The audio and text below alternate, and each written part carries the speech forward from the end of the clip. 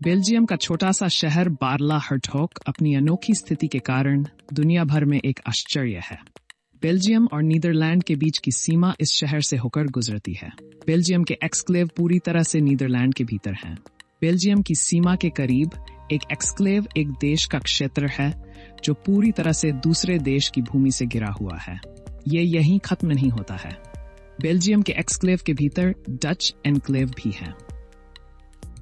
Enclave के अंदर exclave. Barley हर्टोग में कुछ भी आसान नहीं है।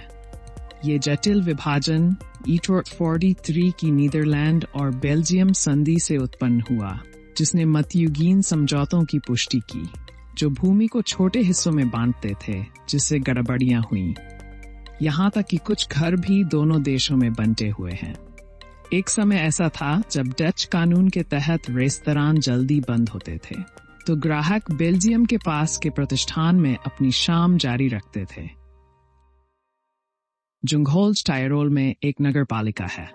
ऑस्ट्रिया में होते हुए भी ये केवल जर्मनी के माध्यम से ही पहुंचा जा सकता है, जिससे यह अन्य एस्ट्रियाई क्षेत्रों से कटी हुई है और इसे एक एन्क्लेव बनाती है।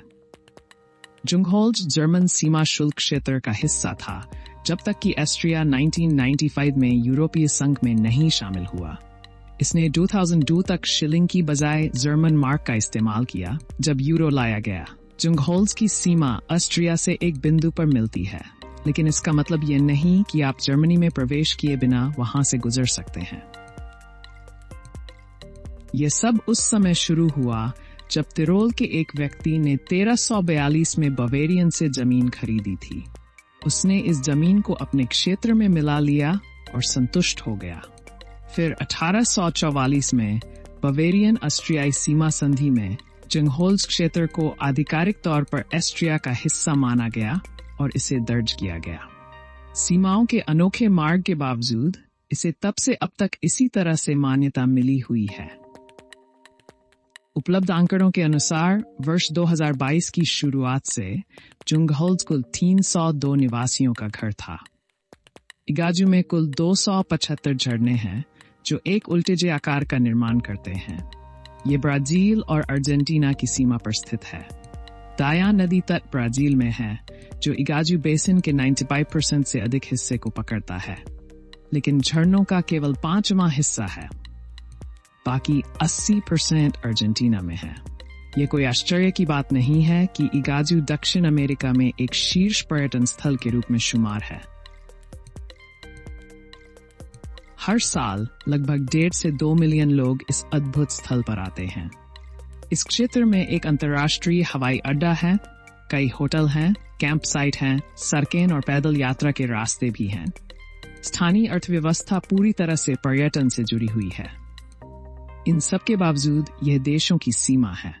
डायोमेडिस द्वीप समूह में 2 द्वीप हैं और बेरिंग जलडमरूमध्य में चट्टानें हैं जो रूस और अमेरिका के बीच स्थित हैं। प्रत्येक द्वीप का स्वामित्व एक अलग राष्ट्र के पास है। रत्मानोवा द्वीप या बड़ा डायोमीड रूसी है और क्रूसेनस्टर्न द्वीप या छोटा डायोमीड अमेरिकी है। राष्ट्रीय सीमा द्वीपों से लगभग 2 किमी दूर है, जो 4 किमी से भी कम दूरी पर हैं। किसने सोचा होगा कि रूस और संयुक्त राज्य अमेरिका जैसे देश एक दूसरे के इतने करीब हैं? सर्दियों में प्रकृति अक्सर 2 द्वीपों के बीच एक बर्फ का पुल बनाती है, जिससे सैद्धांतिक रूप से अमेरिका से रूस और वापस जाना संभव हो जाता है। हालांकि ये उचित नहीं है। द्वीपों के बीच आवाजाही प्रतिबंधित है और सीमा सुरक्षा को सख्ती से लागू किया जाता है। 1989 के बाद से दोनों देशों ने निवासियों को एक दूसरे से मिलने के लिए वीजा मुक्त यात्रा की अनुमति दी है। हालांकि युद्ध के तुरंत बाद रत्मानोवा द्वीप की अधिकांश स्थानीय आबादी मुख्य भूमि पर चली गई। वर्तमान में द्वीप पूर्वीतम रूसी सैन्य इकाई और एक मौसम स्टेशन की मेजबानी करता है। आमतौर पर यह ऐसी जगह नहीं है जहां आप आसानी से जा सकते हैं। इस बीच क्रूसेनस्टर्न द्वीप पर एक छोटा सा गांव है जहां लगभग 100 लोग रहते हैं। एक स्कूल और एक स्टोर संचालित होता है और अच्छे मौसम में हेलीकॉप्टर द्वारा डाक पहुंचाई जाती है। कनाडा अमेरिका की सीमा लगभग 9000 मील तक फैली हुई है। अगर लाइब्रेरी और ओपेरा हाउस न होते तो ये एक साधारण सीमा होती। हास्केल फ्री लाइब्रेरी और ओपेरा हाउस जानबूझकर सीमा पर बनाया गया था, न कि केवल मनोरंजन के लिए। इसका लक्ष्य सीमा समुदायों के लिए शिक्षा और सांस्कृतिक समृद्धि का केंद्र बनाना था। यह वास्तव में उस लक्ष्य को प्राप्त कर रहा है। इस उल्लेखनीय संस्थान की आधारशिला 15 अक्टूबर 1901 को रखी गई थी और निर्माण 3 साल बाद पूरा हुआ। इमारत की लागत $50 थी, जो उस समय एक महत्वपूर्ण राशि थी। कुछ लोग कहते हैं कि इसका डिजाइन बोस्टन ओपेरा हाउस की हूबहू प्रतिकृति है। ये गलत है, लेकिन इमारत का डिजाइन अभी भी अद्वितीय है। कहीं और आप अंतर्राष्ट्रीय सीमा से विभाजित ओपेरा हाउस में नहीं बैठ सकते। अमेरिका में ज्यादातर दर्शक हैं और कनाडा में मंच पर कलाकार हैं। आपको इस तरह की दूसरी लाइब्रेरी कहीं और नहीं मिलेगी। प्रवेश द्वार संयुक्त राज्य अमेरिका में है, लेकिन किताबें कनाडा में हैं और पढ़ने के कमरे को अंतर्राष्ट्रीय क्षेत्र माना जाता है।